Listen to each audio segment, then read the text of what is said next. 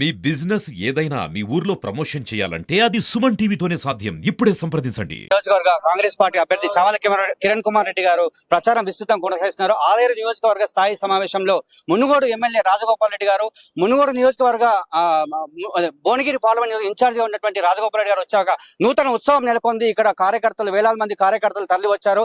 చామల కిరణ్ కుమార్ రెడ్డి గారు కూడా నూతన ఉత్సాహంతో ఉన్నారు. ఈ రోజు ఆలేరులో ప్రచారం అయితే మొదలు పెట్టారు. అతను అడిగి మరిన్ని వివరాలు తెలుసుకుందాం. సార్, కార్యకర్తల్లో నూతన ఉత్సవం అయితే కనబడుతుంది సార్. ప్రస్తుతం ఇదే వరవడి ఎలా కొనసాగుతుంది సార్? ఈ కార్యకర్తలలో ఉత్సాహం ఉండడానికి కారణం ఏంటంటే మన వచ్చినటువంటి రిజల్ట్. వాళ్ళు పడ్డ కష్టానికి ఎవరికైనా మనం మంచిగా చదువుకొని మార్కులు మంచిగా వస్తే మనలో ఉత్సాహం పెరుగుద్ది. మా కార్యకర్తలు మన ఎన్నికలలో ఇది ఆలేరు నియోజకవర్గంలో వాళ్ళు పడ్డ కష్టానికి బీర్లా ఎలయ్య గారు 50,000 మెజార్టీతో గెలవడం జరిగింది.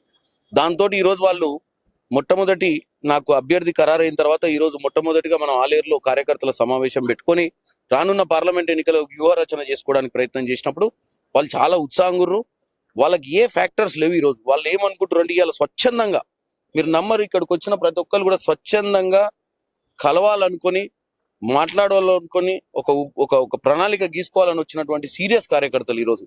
వాళ్ళైతే ఈరోజు వాళ్ళని చూస్తే మెజార్టీ పెరిగే అవకాశమే ఉంది తప్ప తగ్గే అవకాశం కనపడతలేదు. సార్, మీ గెలుపు కోసం ముఖ్యమంత్రి రేవంత్ రెడ్డి గారు కూడా కోమటిరెడ్డి రాజగోపాల్ రెడ్డి గారి ఇంటికి వెళ్లి సమావేశం ఏర్పాటు చేసి మార్గనిర్దేశకం చేశారు సార్. కోమటిరెడ్డి, వెంకటరెడ్డి బ్రదర్స్, ఇటు రేవంత్ రెడ్డి ముఖ్యమంత్రి గారు మీ గెలుపు కొరకు అంటే 4 లక్షల మెజార్టీ రావాలి, ఇంకా పైన రావాలి, భువనగిరి కోటలో కాంగ్రెస్ జెండా ఎగరాలని చెప్పి భావిస్తారు సార్. ఇంకా 6 గ్యారెంటీల పథకాలు ఇంకా ఏ విధంగా ముందు తీసుకెళ్తారు? మీ ప్రచారం ఏ విధంగా ఉండబోతుంది సార్?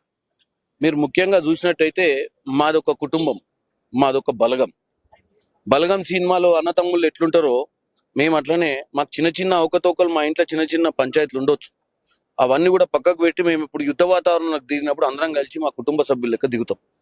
ఇవాళ కోమటిరెడ్డి సోదరులైనా రేవంత్ రెడ్డి గారైనా మాకు అన్నలు. వాళ్ళ ముగ్గురు కలిసి ఒక కాడ కూర్చొని నా గురించి తమ్ముని గెలిపియాలని ఒక ఆలోచనతో ఒక కాడ కలవడం జరిగింది. ముఖ్యమంత్రి అయినా నా గృహానికే రావాలని కేసీఆర్ ప్రభుత్వం కాదు, ఫామ్ హౌస్ రమ్మని పరిపాలన చేయడానికి. మా రేవంత్ రెడ్డి గారు అవసరాన్ని వస్తే కార్యకర్త ఇంటికాడ కూర్చొని సమావేశం ఏర్పాటు చేసేటువంటి పరిస్థితి ఉంటుంది. అటువంటిది రాజగోపాల్ రెడ్డి గారు ఇక్కడ కోఆర్డినేటర్ గా ఉండు ఒకప్పుడు గతంలో 2 సార్లు ఎంపీకి ఫైట్ చేసిర్రు, ఒకసారి గెలిచిర్రు. పోయినసారి వెంకటరెడ్డి గారిని కూడా గెలిపించేటువంటి వ్యూహరచన ఆయనే చేసిండు. కాబట్టి అంత పెద్ద మనిషి ఇంటికి రేవంత్ రెడ్డి గారు వచ్చి ఈ పార్లమెంట్ కు ఎమ్మెల్యేలందరినీ కూడా పిలిచి అక్కడ ఒక కార్యాచరణ తీసుకోవడం జరిగింది. సార్, భువనగిరి నియోజకవర్గంలో ఇలా చాలా సమస్యలు ఉన్నాయి సార్. భువనగిరి నియోజకవర్గం సంబంధించి మీరు ఏ అస్త్రాలను ఉపయోగించి ముందుకు వెళ్తారు సార్? అస్త్రాలు ఏమి ఉపయోగించిన అవసరం లేదు. ఆల్రెడీ ప్రజలు కాంగ్రెస్ పార్టీకి పట్టం కట్టి తెలంగాణలో అధికారంలోకి తెచ్చిర్రు. ఇప్పుడు చేయాల్సింది ఒక ప్రోగ్రాం.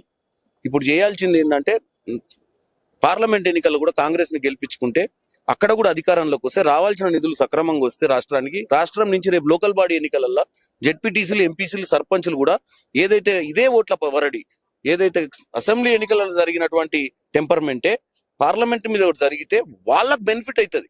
ఇప్పుడు వచ్చిన కార్యకర్తలందరికీ ఒక సూచన చేసినాం మేము. అయ్యా, మీరు ఈసారి కూడా కష్టపడి పనిచేస్తే ఓటర్లు మీకు దగ్గర అవుతారు.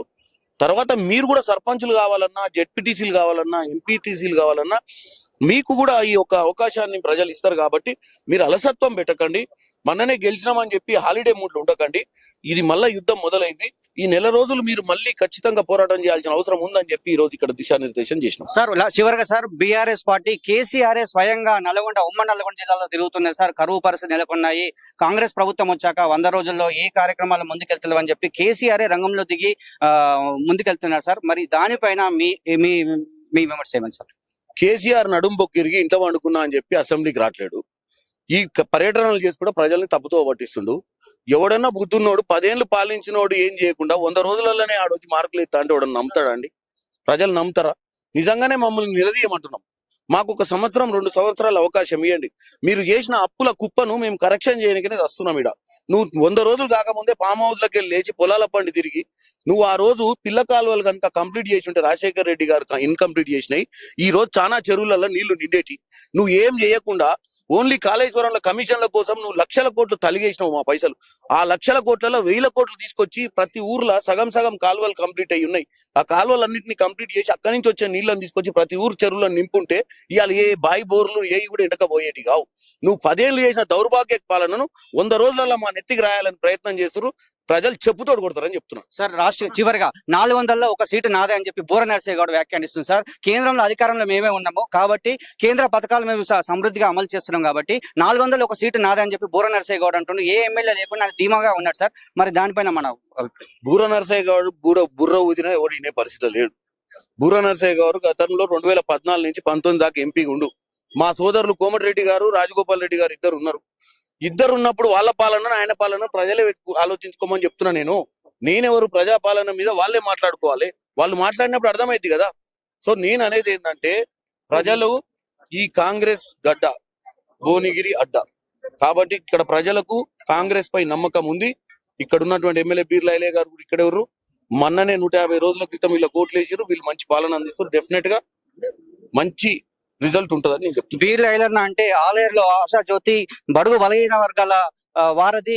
ఐలన్న కోసం 50,000 మెజార్టీ వచ్చింది. చామల కిరణ్ కుమార్ రెడ్డిని ఎంత మెజార్టీ గెలిపిస్తారో ఐలన్న అడిగి తెలుసుకుందాం. ఐలన్న ఏ విధంగా కార్యకర్తలు మాత్రం నూతన ఉత్సాహం అయితే నెలకొంది. ఇక్కడ మాత్రం 5,000 నుంచి 10,000 మంది కార్యకర్తలు వచ్చారు. ఈ ఉత్సాహం ఇంకెట్లా ఉండబోతుందన్న? భారీ ఎత్తున భువనగిరిలో కాంగ్రెస్ పార్టీకి ఏ పార్టీ పోటీ లేదు. అది నామాత్ర పోటే. చామల కిరణ్ అనేది గెలిపి ఎప్పుడో ఖాయమైంది. భారీ మెజార్టీగా దూసుకెళ్తున్నాం కాబట్టి ఇవాళ ఒక స్వచ్ఛందంగా ఒక పిలుపు మేరకు సుమారు 9,000 మంది కార్యకర్తలు స్వచ్ఛందంగా వచ్చారు. మేమందరం సైనికులుగా పనిచేస్తాం.